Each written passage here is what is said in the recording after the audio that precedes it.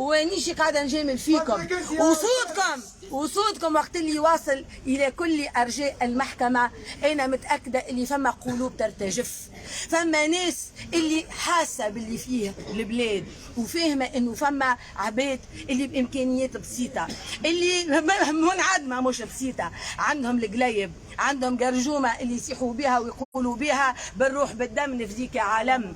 ناس اللي هما لا مشينا نتخابروا مع خارج، لا مشينا نتآمروا على امن دوله، لا مشينا نطلبوا في الدعم منا واعطينا وجيبوا لنا ونعرضوا في خدماتنا باش يحطونا رؤساء، لا مشينا عطينا ايات الولاء والطاعه لمن هو غير شرعي اليوم باش على الاقل نلقاو روحنا في المشهد، لا مشينا نسيسيو على بلاصه في مجلس النواب غير الشرعي، لا مشينا والحمد لله بينا انه احنا ناس مبدئيين، بينا انه احنا بلادنا واستقلال بلادنا وكرامه شعبنا وتاريخ تونس اللي استشهدوا من اجله شهداء الحركه الوطنيه اهم عنا وابجل عنا من اي كرسي كرتوني مقلوب اللي ما ينجم لا يودي ولا يجيب. احنا قلنا نهار اللي نوصلوا للحكم نوصلوا قويين، نوصلوا راسنا مرفوع، حتى حد ما ينجم يغزر لك في عينك ويقول لك انا موالتك من الخارج توا يلزمك تكون موالي ليا، حتى حد ما ينجم يغزر في عينك ويقول لك تتذكر كي تقابلنا بالسرقه، ليه؟ حتى حد ما ينجم يتجرأ ويقول لك تتفكر وقت كلمنا بعضنا شو اسمهم هما فما سينيال وتليجرام وندرا شكون معنا ما نكلموا معنا ما يكلمونا، واللي ما نعرفوش ما نجاوبوش وما نحكيش معاه وقول له راني ما نجاوبش.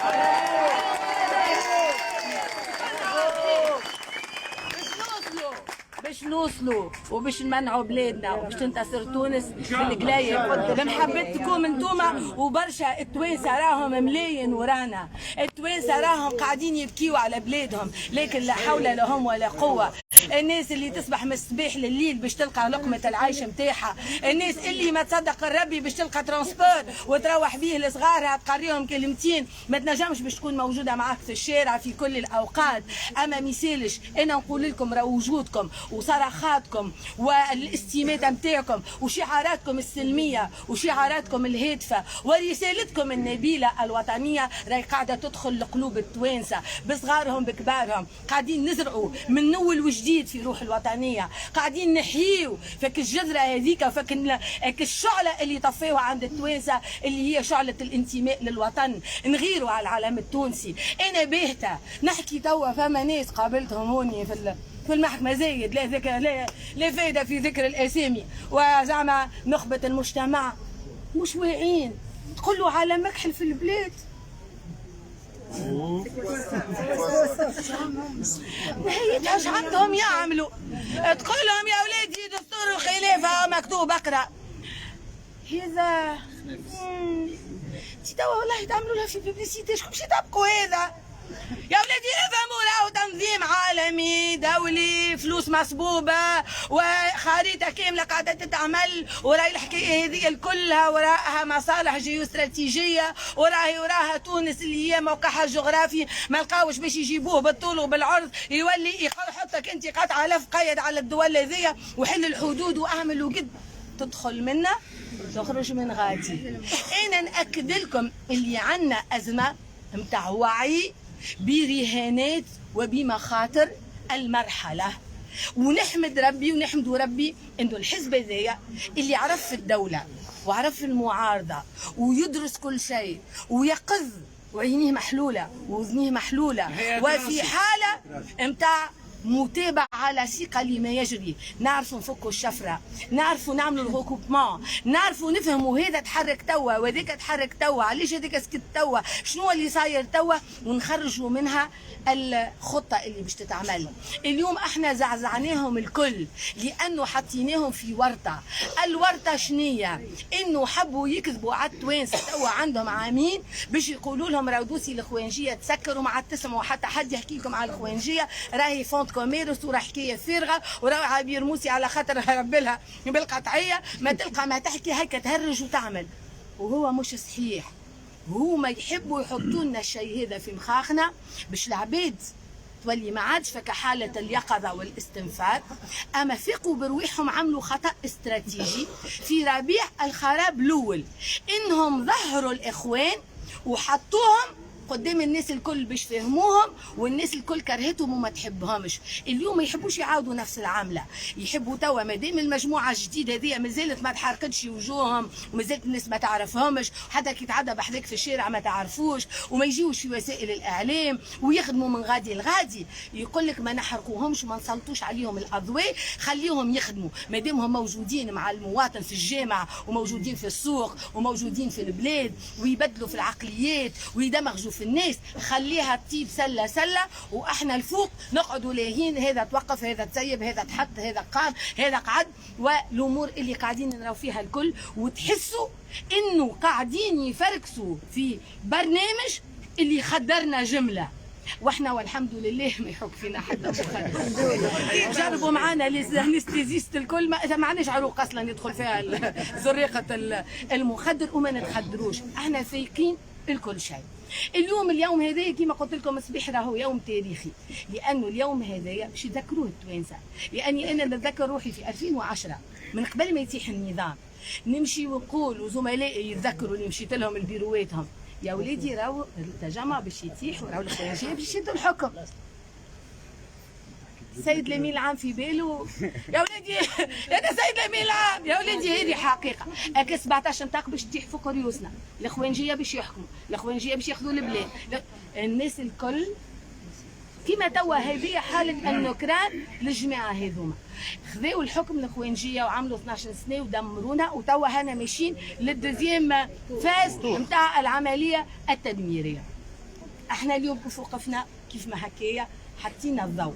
شنو اللي ربحنا من الحكايه؟ اولا انه ورينا احنا نبداو مقتنعين. انا راني حاجات ساعات نعرفهم ونحكيو فيهم في الاجتماعات نتاع القياده، لكن وقت اللي تراهم في الدنيا تستغرب كيفاش بالحق ناس اليوم بايعه القضيه. اليوم نهار كامل حتى حد وقفتكم هذيك حتى حد ما حكي عليها بجنبكم من الوقفه اللي من غادي تحكي عليها وتقالت في الاعلام انتم لهنا، يعني يوليوا عاملين عمليه نتاع حجره. الفئه هذه الفيه هذه نتاع المواطنين ما كومش داخلين لا في سياسه الدوله، لا في الحقوق اللي توفرها الدولة، لا في النفاذ للمعلومة، لا الإعلام اللي عاملينه بالعمومي نتاعو بالخاص نتاعو اللي هو مرفق عمومي من حقكم انتوما ومن واجبه هو انه ينقل. هما كي تبدا اقليات يبداو 4 من الناس يدوروا في البلاد يقولوا راهو فما اقليات صاروا اما انتوما ويعرفوا الحزب هذايا امتداده، ويعرفوا اللي انتوما تمثلوا ملايين في التوانسه، ويعرفوا اللي انتوما الحزب الاول في تونس، ويعرفوا اللي انتوما اللي هما باش تنقذوا البلاد. ما يتكلم حتى حد ويقول مجرد انه اليوم صارت قضيه، شفتوا هيشي؟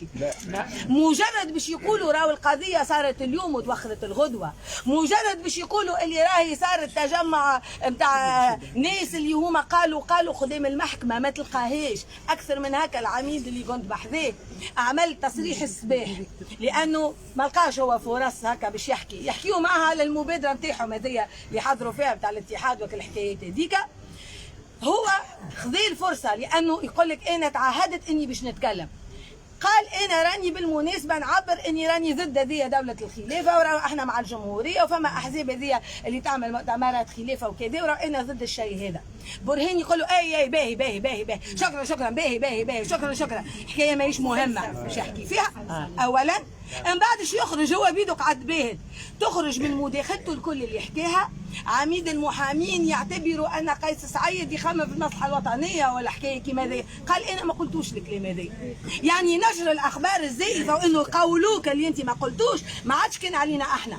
كل واحد باش يخرج عن النص ولا على الخط اللي هما يحبوا يبلغوه للتوانسه انه التوانسه مغرومين ملهمين مبهورين مسحورين بالشخصيه الفذه تاع الخليفه اللي باش يخرج على ذاك يا ما يعطيوكش يا ما يجيوش يغطيوك يا اما يحرفوا لك كلامك. توا قدامي كلم الاذاعه قال لهم اش بيكم كيف حطيتوا الجزء نتاع كلامي ما حطيتوش الفكره هذيك اللي انا قلت راني ضد دوله الخلافه ومؤتمر الخلافه وراهو تونس دوله مدنيه. قالوا له تو سويت تنبدلوها، ما نعرفش تبدلت ولا ما تبدلتش، يظل ما تبدل حتى شيء. دونك فما تعمد انه حتى كيف عميد المحامين كيف مشينا له وخذي بالخاطر اللي هي من المفروض واجب الهيئه وتنجيو للهيئه اما على الاقل قال الكلمه ذيك على المستوى الشخصي اللي تتسجل في التاريخ، ما عدوهاش وقزموها وما خصولهاش. كان جيت عبير موسي توا حطوها يا باهي انا عملنا حاجه 8 مينوت توا 2 مينوت 8 مينوت.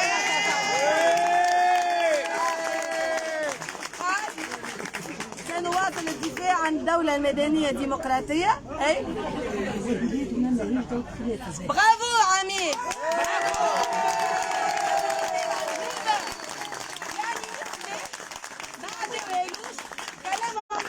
وقال لهم قديش عندنا متحدث؟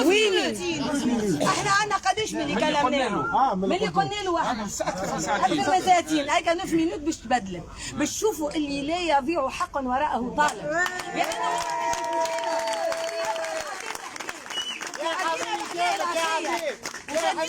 قلت له سيد العميد تعمل تصريح اخر، والا التصريح هذا يتكلمهم هو حاضرين معايا الاساتذه وقالوا لهم باش نبدل، قالوا له اوكي، على الاقل تبدلت وخرجت تصريح توا انه عميد المحامين قال احنا ضد الخلافه هذيا، مازالش تحميل مسؤوليات وحاجه باهيه. اللي لاحظته شنيا؟ انه الهيكل ككل فما ناس تفريني، لانه في وسط كما تعرفوا في وسط الهيئة تلقى تيارات مختلفة وتلقى ما دام القضية عاملها الحزب الدستوري الحر احنا ما نعملوش فيها هذايا. ما دام عملتها عبير موسي شبينا احنا باش نجيو توا نحطوا لعبير موسي؟ يعني هو توا الموقف هذا اللي خذاه وتوا يخلصوا من بعد لانه باش يعبطوا له ويقولوا له شبي قلت وما قلتش. كيما العميد بودربالة كنت تتذكروا وقت اللي جينا المجلس النواب اول مرة استنجدنا به وقت اللي دخلوا لنا تاع العنف وبعد كتبوا تهديد بالقتل، ما عندكمش فكرة شنو اللي قامت الدنيا وقعدت. وذاك علاش كيف مشيت له المره الجايه لقيته ابعدني كما قال هو اخطاني، لانه فما ناس اللي توا هابطين يحبوا الهيئه تخرج بيان على الجماعه نتاعهم، يحبوا عميد المحامين يهبط يرافع لهم على زيد وعلى عمر، يحبوا الهيئه تخرج بيانات على اللي تعرفوهم هذوكم الكل. اما وقت اللي تولي فيها الحزب الدستوري قال حاجه والا عبير موسي جات وقالت للعماده انا طالبه من العماده الموقف الفلاني، يحطوا كلهم تعشيه كامله. ومن البارح استاذه احنا معاكم، استاذه احنا رانا مع الدوله المدنيه، احنا ما نجموش نكونوا مع الخلافه، احنا عبر اكتب تي خفيله في الكتيبه هي لا مش الفايده في الكتيبه. دونك باش تفهموا انتوما اللي على الاقل هنا اليوم كي روحنا بعميد محامين صرح في الاعلام اللي اعلام معتم جمله على الموضوع هذا. اكثر من هكا باش تفهموا. تعرفش عملوا المحامين هذوكم اللي يجيوا ويتقبحوا في الجلسه ويحكيوا على الشعب اللي تشرفهم وتعرفهم، لانه الشعب هي في الجمهوريه ومؤسسه الجمهوريه ما يجب نحرفها بها لدوله الخلافه. مشيوا للعميد ومشيوا رئيس الفرع، علاش؟ قالوا له كيفاش المرافقه الامنيه نتاعها تدخل قاعه الجلسه. قايموا القيامه عند العماده وقايموا القيامه عند الفرع، وغدويكا قال لك لا، ويكذبوا ويقولوا انه لا قعدوا لنا في بلاصه المحامين. تو المرافقه قاعده في بلاصه المحامين، المرافقه تعرف وين تقعد، ومن حقي انا مع مجرمه كيفهم هما ساعه واني باش ندخل انا في جلسه وندخل في المرافقه ما خلونيش ندخل دار المحامي وتسبلوا قال لك لا احنا زملاء واحنا لهنا ومناش تخاف. هذه محكمه وجلسه علانيه وما نعرفوش شنو اللي فما، والاستهداف نتاعنا واضح وثابت. يمشيوا يقيموا القيام على هذا باش تفهموا في المجلس شكون وراء الحكايه نتاع نحيوا لها المرافقه. يعني الناس هذوما مركزين توا في مخهم كل بقعه تمشي لها يعملوا فيها ضغط نحيوا لنا المرافقه خاطر عندنا حساسيه من البوليسيه انهم يتوجدوا باش يستفردوا بها، وبعد ما يستفردوا بها ويعملوا اللي يعملوا يشهدوا مع بعضهم ويلبسوا لك انت حكايه اللي ما قلتهاش ونوليو احنا نكذبوا ويوليو هما صحاح، ووسائل الاعلام تروج الكلام نتاعهم كيما صار لي في 2011. في 2011 بعد ما رفعت في قضيه التجمع ويعلم ربي كيفاش من بعد يهبطوا كتا جبدان الشعر وكجبدان الروبه وكيفاش خرجت انا من غاديكا ويضربوا فيا على ظهري ولويوا لي رقبتي وصار فيا اللي ما صارش بخلافك الكلام. ومن بعد عملوا قضيه وقالوا هي ضربت وهي عملت. دونك هذايا التركيز على المرافقه نتاع عبير موسي يدل على انه عندهم مخطط نتاع استهداف ويحبوا اي ثغره واي بعد يبعدوه المرافقه الامنيه باش ينجموا ياخذوا راحتهم. دونك هذوما ناس ما همش حاشمين برواحهم اللي هما جايين يدافعوا على تدمير الدوله، ما همش متقلقين اللي هما جايبين مشروع ظلامي اللي يتعارض مع النموذج المجتمعي التونسي ومع حقوق المراه ومع حقوق المجتمع ومع حريه التعبير ومع الديمقراطيه. هذاك حاسبينه حق مكتسب وكان عجبكم. لهنا الحاجه اللي نقولها، ما نقولش بكل احتراز، لكن نقولها الى ان تظهر الدلائل الماديه. الحزب هذايا عاطينه فوفير، فما فوفير باش وصل مصحح راسه بالطريقه هذه، وعارف اللي فما اعتراض كبير عليه. علاش؟ هذا ذكرني في المجلس. تتفكروا اخر ايامات المجلس وقت اللي احتد الصراع على اتفاقيه قطر، وقتها التعليمات شنية للكتل اللي فما؟ ما عادش تحضروا، ما عادش توريوا رواحكم، هاو كان بعد بالفلسه الناس الكل تجي تصوت. باش هكاكا تقعد المواجهه راس راس، نعزلوا كتله الدستوري الحر ونخليوها في مواجهه مع كتله الاخوانجيه والتكفيريين وذاك بتاع العنف، باش وصلوا عملوا كما عملوا في 30 جوان. توا قاعدين يعملوا في نفس الشيء، الناس الكل تسكت، الناس الكل ما تخرج بيانات، الناس الكل ما تنددش، مجرد تستغرب ما تستغربش، تستنكر ما تستنكرش، مجرد تذكر الموضوع على لسانها ما تذكرش، على اساس باش زعما التحرك ينحسر وما يوليش تحرك شعبي، وما تظهرش انه الطرف هذايا الظليمي غير مرغوب فيه. هذوكم 4 كعبات والقطيع نتاعها وما لقاو ما يعملوا، وخاطر قايس ماشي على الطريق الصحيح، وكل يوم ايقافات في جرابنا وفي رصيدنا. هذا الشيء يحبوا يعملوا باش يخليوهم يعملوا اللي يحبوا. عميد المحامين زاد كيف قعدنا بحذاه، عمل محاوله، كلم وزاره الداخليه، كلم وزاره الداخليه وقال لهم شنو هي الحكايه، كيفاش يصير مؤتمر هذايا نتاع خلافه ودوله احنا مدنيه وجاي هذاك الكل. شو يقولوا له؟ هو يقول لي ما تحصلتش على الوزير. يقولوا له احنا والله ما عنده رخصه، الحزب هذايا ما عنده رخصه. على كل تو نشوفوا الموضوع تو نرجعوا لك. وعلاش استنينا ما رجعولوش؟ يعني توا باش يدخلوا لكم من باب ما هذايا حزب عنده رخصه يعمل اللي يحب. انا نحب يفهموني الحزب اللي عنده رخصه شبي ما يخليوهش يمشي يعمل مظاهره في كرتاج اللي هو احنا. الحزب اللي يبدا عنده رخصه علاش يمنعوا له الناس انها تلتحق بمظاهره 15 اكتوبر؟ الحزب اللي عنده رخصه علاش يمنعوا له اجتماعاته ويمنعوا له تحركاته؟ الحزب اللي عنده رخصه واللي هو سلمي واللي هو وطني واللي هو مدني واللي هو شعاراته الكلها تشرف، هذاك ما يخليوهش يتحرك، اللي هو الحزب الدستوري الحر، وعاملين له محاصره لصيقه، بخلاف الضغط اللي قاعد صاير على ناسنا في كل مكان في كل تركينه، باش العباد ما عادش تظهر في المظاهرات، باش العباد ما عادش تحضر الاجتماعات، باش العباد ما عادش تجي للحزب، اللي في خدمته اللي ما كانش باش ينقل يولي ينقل، اللي ما كانش باش يتنحى ولا يتنحى، اللي ما كانش يبعد يولي يبعد، باش يعلموهم انكم تبعدوا على الحزب. يعني اما هذايا تنظيم اللي هو جريمه من جرائم حمادي الجبالي، لانه كي تحل الرائد الرسمي كارت سور تابل مكتوب حزب مبدأه الاسلام، اللي هي ممنوعه في المرسوم نتاع الاحزاب الفصل 3 والفصل 4 انه والدستور القديم والجديد والدساتير الكل، انه الاحزاب اللي تتاسس على دين ممنوعه، لانه الدين عمره ما يكون حكر على ناس معينين. انا مسلم ومانيش معاك في الحزب نولي كافر؟ دونك المنطق التكفيري هذايا مرفوض. اللي اعطاه ترخيص في ظل هذا المنع يتسمى ارتكب جريمه. اش في عوض هما يمشيوا يسحبوا الترخيص ويمشيوا يحاسبوا اللي عمل حاجه مش قانونيه، ولاو كارت سيرتابل ولات كفوفير ليه ما عنده ترخيص؟ عنده ترخيص يهد الدوله، عنده ترخيص يهد الجمهوريه، عنده ترخيص يهز علم مش علم تونس، عنده ترخيص يمثل الحقوق المكتسبه للمراه، عنده ترخيص يمثل المعاهدات الدوليه، عنده ترخيص انه القانون وما يستعرفش بالقانون، عنده ترخيص يحرض العسكر والجيش ويقول لهم ما عادش تسمعوا كلام الحاكم، عنده ترخيص يحل الحدود وينحي السفارات وينحي الجنسيه. ما عندوش ترخيص لهذه الكل. اي حزب اللي يتعطى له ترخيص يجب ان ينشط في اطار ما تسمح به القوانين التونسيه والدستور والمعاهدات الدوليه التي تمضي عليها البلاد. وبالتالي باش تفهموا انه فما من جهه الدوله فماش اراده لردع هذا التنظيم، وما فماش اراده لتوقيف المشروع الظلامي نتاعو، وقيد حزب عنده رخصه ما نسمعكش وما نحكيش معاك ويعمل اللي يظهر له. وهذا شنو ياكد؟ يأكد القراءة اللي احنا عملناها انه هذا التنظيم حاشتهم به اليوم اكثر من اي وقت مضى. قبل كانوا يقولوا هاو عنده 10 سنين وما ريناش عمل حاجة، خاطر قبل كان سيدهم الشيخ قايم بالواجب. توا سيدهم الشيخ التحق بصفوف المعارضة ضحية حقوق الانسان، واللي يلزموا نسيسوا عليه على خاطر أيقونة الديمقراطية، واللي وقت اللي يعمل ندوة صحفية قبل ما يمشي يبحث في قضايا الإرهاب يجيبوا له ندوة هكا ويجيبوا له الميكرووات هكا من داخل تونس ومن خارجها. وبالتالي وقت اللي يزيدهم الشيخ اليوم انتقل إلى مرحلة القوى المدنية وضحايا حقوق الإنسان، القى الفرع هذايا اللي هما بيدهم عطاوه الترخيص نتاعهم ودنيتهم باش يخدم الخدمه هذه.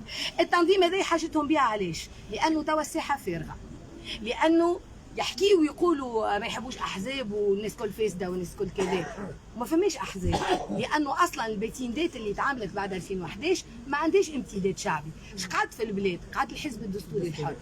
هذاك هو علاش لا عاد فما سونداج على التشريعيات، على خاطر فما الحزب الدستوري مش ما عادش يظهر وبدلوا النظام نتاع الحكم. اليوم كيف يلزم يعملوا الكونتر بوا في التيران.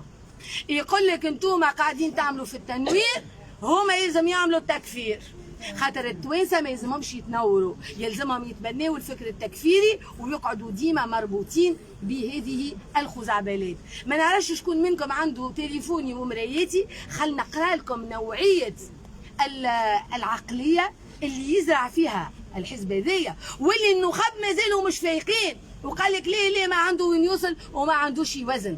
لكن الفكره هذيك نتاع تقسيم المجتمع، والفكره هذيك نتاع انه انت بلاصتك هنا وانا بلاصتي هنا اللي يحكيوا فيها موجوده ويحكيوا فيها التوانسه. ادخلوا اقراوا التعليقات وقت اللي يكتبوا هما ويقولوا الخلافه على الابواب. ادخلوا هذوكم راهم توانسه اللي قاعدين يكتبوا ويقولوا اي تبشير بالخلافه وقربه الخلافه وباش نعملوا باش نقدوا. اما احنا على غالب عندنا نخب اللي كما قلت لكم مادام فيها الدستور الحر، مادام بالنسبه لهم هما كل شيء طفيوا عليه الضوء. وفما نخب اخرى، فما ناس اخرى ما تعرفوا بقري يا ليتو كرشه، الكرشه هاي ريحتها فايحه حتى لاخر الدنيا. اما ما يفهموا الا ما نتسطعوا، بعد ما نتسطعوا، بعد ما تدمر البلاد، وبعد ما يحصل المحظور وما لم يكن في الحسبان، يخرجوا اختصاص نديب واختصاص بكاء في البلاتوات ويقولوا ما في بالناش. خلينا نعطيكم انا يعني نموذج للي قاعد يتقرا واللي هذايا هو اللي قاعد يتغرس في المجتمع. هذايا والنقاشات زادة معناها حقيقية. اي سيدي وسعوا بالكم معايا. باهي هذايا وقت هما النقاش نتاعهم على عبير موسي، والنقاش نتاعهم على الحكم، والنقاش نتاعهم على هذاك. شو يقول لهم؟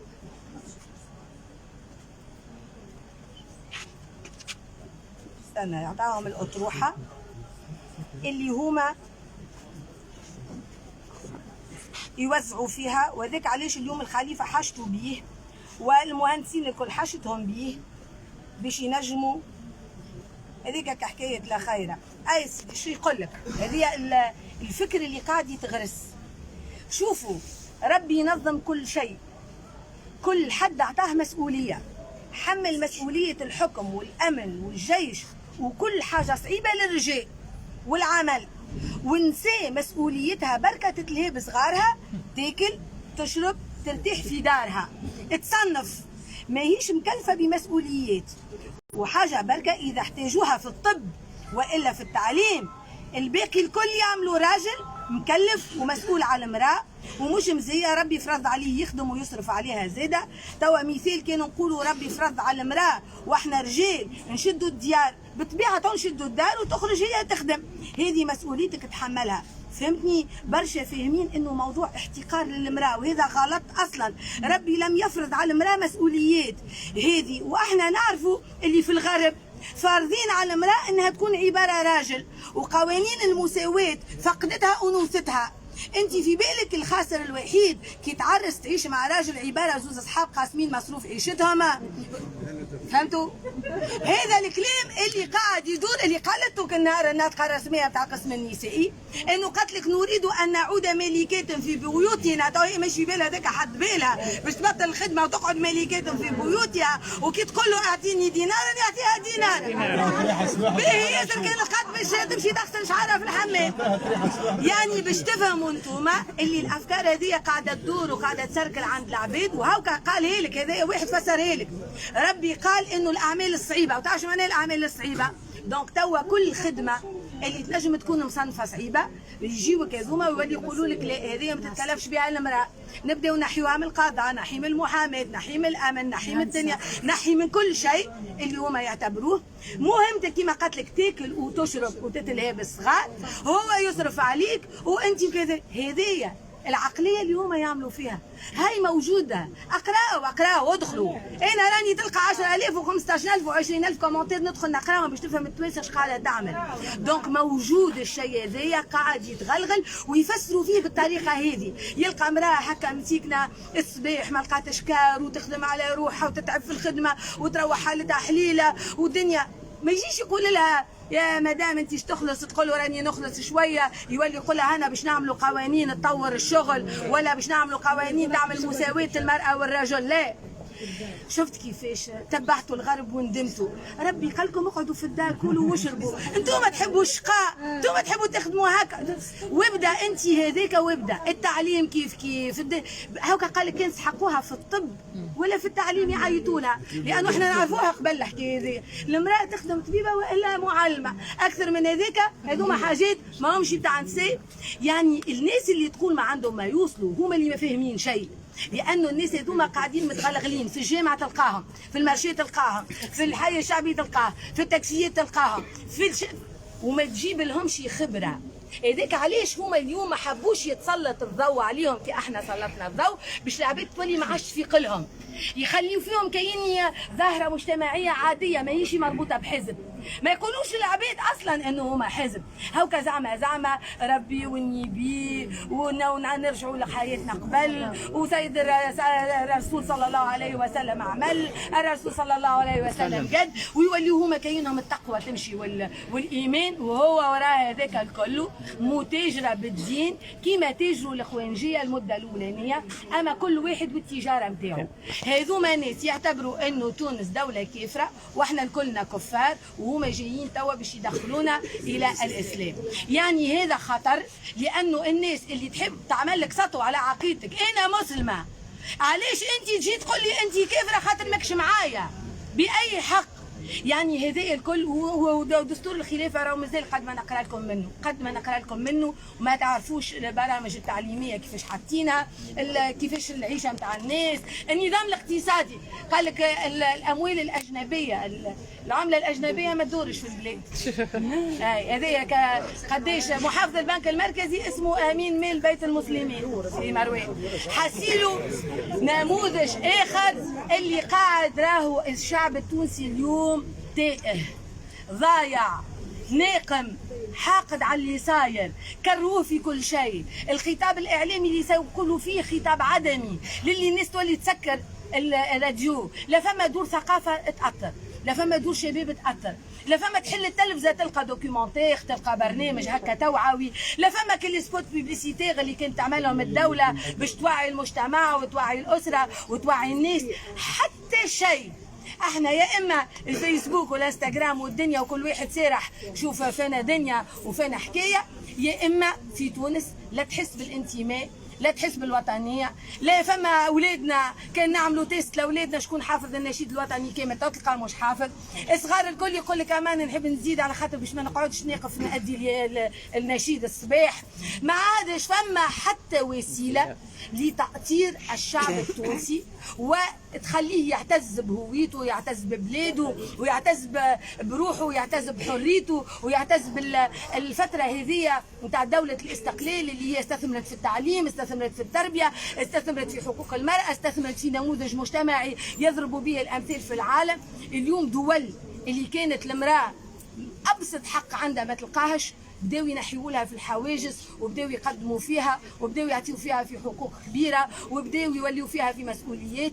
وتونس اللي من عام 56 الزعيم الحبيب بورقيبه قبل الدستور وقبل اعلان الجمهوريه اعلن مجله الاحوال الشخصيه، يحبوا يرجعونا قرون الى الوراء. واذا رجعت المراه ماهيش عاركه بين المراه والراجل، اذا رجعت المراه كالصغار هذوكم والاسره والمجتمع والاخوانجيه قاموا بالواجب، جهلونا كما حبوا. ونسبه الاميه تعرفوها كيفاش، مع اللي قاعد صاير توا راه مخطط جهنمي باش الشعب التونسي يفقد بوصلته. هذيك علاش كل حاجه ترجع الامل للتوانسه، كل حاجه تذكر التوانسه في تاريخهم، تذكر التوانسه في العلم نتاعهم، في وطنيتهم، في امجادهم، في قدرتهم على انهم يصنعوا المستحيل، في انهم بلادهم تكون درة الاوطان. كل حاجه تنجم ترجع الامل هذايا عند التوانسه يقتلوها فيهم ويعتموا عليها ويسكروا عليها، على خاطر من هنا ناس طامعه فينا. ووريتكم ومازلت باش نوريكم بالضبط شنو هي المراسيم. وهوكا خرج لكم اليوم المنصري قال لكم حتى كي يعملوا البرلمان راهو مازالوا باش يخدموا بالمراسيم. دونك ما همش باش يسلموا، لانه كي تبدا حاجتهم حويجه هكا تحت الطاوله شويه يعملوها في البرلمان، تحت الطاوله برشا يعملوها في المرسوم. وتونس ما زالت باش تقعد في الظلاميه هذه، وما زالوا يحبوا يقولونا شيء ما قلناهش، يركبوا علينا موقف ما ركبناهش لرواحنا، انه راضين احنا بهذا الشخص الذي لا يفقه شيئا في اي حاجه. النضال متواصل. اليوم انا نعتبره يوم تاريخي، وقفتكم اليوم، حضوركم العفوي هذايا، استماتتكم لتوا نهار كامل وانتم في الوضع هذا، والناس حتى اللي اضطرت انها تغادر اكيد راهو قلبها عندنا، الناس اللي حبت تجي وما تنجمش لانه ناس تخدم وناس اللي عندها الالتزامات بتاع كل يوم. انا نقول لكم نشدوا صحيح، نشدوا صحيح، لانه التوانسه ماهوش الصوره اللي هما توا يحبوا يوريوها. التوانسه عمرهم ما كانوا يقبلوا الظلاميه، وعمرهم ما كانوا يقبلوا الرجعيه. التوانسه وعام 56 وحوفت وعورت ومازالت الدوله التونسيه ما وقفتش على ساقيها، وديما التونسي يطمح للعلم، يطمح للتطور، يطمح لعصرنه الحياه. عمرنا ما كنا بالوجه هذا الاسود اللي يحبوا يحطوه لنا. غدوه انا نقول لكم عندكم تعليمات القياده اتوا توصل لكم غدوه من غير ما تجيوا لهنا، غدوه فريق الدفاع باش يدخل وباش يرافع. تستنيوا تعليمات القياده فيما تبقى من الايام القادمه. الكلنا على ذمه النضال الوطني. وليتوا انه نضالنا سلمي ونضالنا هادف ونضالنا نابع من محبتنا لبلادنا ومحبتنا للشعب التونسي، وبالتالي هذايا ما يزيدنا كان قوة، ما يزيدنا كان إصرار. وهاكم شفتوا وقت اللي نتبعوا حقنا ونتبعوا تفاصيل ونتبعوا كل شيء، لازم باش ربي ينورنا وينور حقنا. وثورة التنوير في الأيام القادمة، الديوان السياسي والقيادة السياسية كما قلنا لكم باش نهبطوا للشارع. يلزم المواطن كي يبدا في المارشي ويبدا في كل مكان يبدا يسمع في التنوير ويسمع في مصلحته، حتى اللي ما يسمعكش في الاخر تقعد ترن في وزنه، لانه وسائل الاعلام اللي عندنا توا وبالعمليات هذيا اللي سموها محاسبه لكنها ظاهره هي انتدابات باش يجيبوا الكليونات نتاع الصلح الجزائي، لانه ما فماش فلوس باش تجي وما فماش تصحاح نتاع القروض اللي يلزم تجي. دونك يقول لك لعل هيت نبداو نعملوا الشيء هذايا والمحاسبه اللي في الاخر بالكل باش يؤدي ماشي في بالهم انه باش يجيبوا الفلوس، وهما مازالوا مش فاهمين انه العباد الكل فلست، وفما عباد ماتت، وفما عباد اليوم ما عادش كان تنفضها الكل على بعضها ما تلقى منها حتى شيء. ناس مش فاهمين الحل وين، ناس مش فاهمين ايش يلزم يعملوا، ناس كان جات نيتهم صافيه. انا هذه نقولها، ما فماش واحد نيته صافيه ويحب الخير للبلاد ويعادي الحزب الدستوري. ما قلتلكش تكون اصحاب وما حاجيش باش نكون اصحاب، اما تعاديني وتتجاهلني وتحسبني مش موجود مستحيل تكون نيتك صافيه، لاني لا ضريت البلاد في حاجه، لا عملت حاجه ضد الشعب التونسي، بالعكس لا حطيت يدي. الكلنا ما تعرفوا ما حطيناش يدينا لا في قوانين ماليه لا في قروضات لا في خزعبلات لا في تمكميكات، لا خذينا فلوس باش نصوتوا لا عملنا شيء. دخلنا تعنفنا تتسبينا وخرجنا على الاقل باخف الاضرار. قال لك برلمان وماذايا باش يسميوه من هنا ل 12 مارس للحديث بقية. خلينا ساعة في الجمعة هذه ومن بعد تو نحكيو.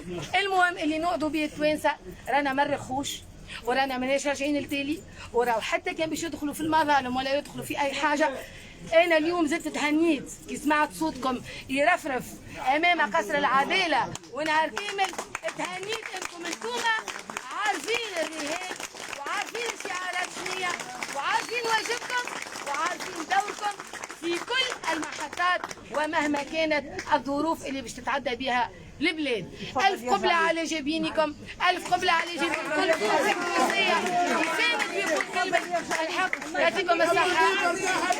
عايشة غدوة كان عشنا، وكما تعرفوا انتوما احنا من الأول ماناش نستناو في النتائج، احنا قاعدين نحملوا في المسؤوليات ونقوموا بواجبنا، لانه القاعات هذيك الكل نهار اخر هذيك باش تتزعزع بالمرافعات اللي رفعناها، ومن بعد القضاء ما يمشيش فيها ماهوش مشكل. المهم احنا نقوموا بواجبنا ونتكلموا ونواجهوا ونقولوا نحن هنا، ونقولوا شعار الجمهوريه هذيك رانا احنا الحماة نتاعو وما نقبلوش شكون اللي باش يمسوا. كان جات الدنيا دنيا هذه مهمه الدوله، وهذا اللي يزيد تاكدوه انتم وتعرفوا أن الدولة قاصدة أنها تخلي هذه التنظيمات ولهنا الخطر، وذيك علاش احنا يلزمنا نحميو تونس من السلطات هذه غير الشرعية. للحديث بقية، تنتظروا تعليمات القيادة، ننتشروا في إطار الهدوء والانضباط. بوسة كبيرة ليكم، نسكن.